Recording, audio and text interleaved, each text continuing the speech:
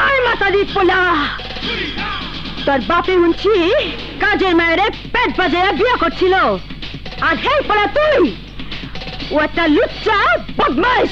আরে ভদ্রভাবে কথা বলো। আর তোর ভদ্রের মায়ের এটা দেখছস, রস খাওয়ান যায় আবার বাইরে রস বাইরে করেন যায়। সুরিয়া কি হয়েছে আমাকে বলো।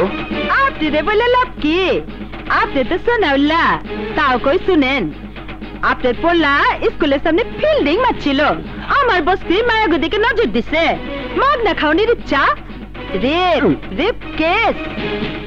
শুনেন এমপি সাহেব, আরে যদি আবার মায়াগো স্কুলের আশেপাশে দেখি তাই একেবারে গাইরা ফেলামু। আপনার ঘরে পোলা থাকবো না, থাকবো পোলার ছবি ফ্রেম, বুঝছেন? তোমার এত বড় সাহস আমার ঘরে এসে আমাকে ধমক দিচ্ছ? সুরিয়া বেশি বলছো, এত বেশি বলা ভালো না। কানে লাগে কানে লাগে।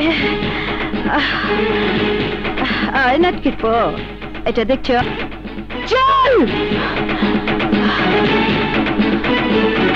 কুলাঙ্গার, তোর জন্য একটা বস্তির মেয়ে আমাকে অপমান করলো, তোকে আজ আমি মেরেই ফেলবো, মেরেই ফেলবো। হাই বাবা, বস।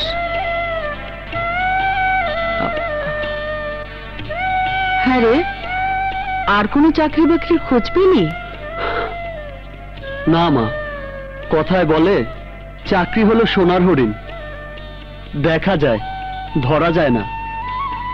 এরপরও তো মানুষ চাকরি পায়। পায় মা, ঘুষ দিয়ে পায়, মামা চাচার তদবিরে পায়, যার কোনোটাই আমাদের নেই।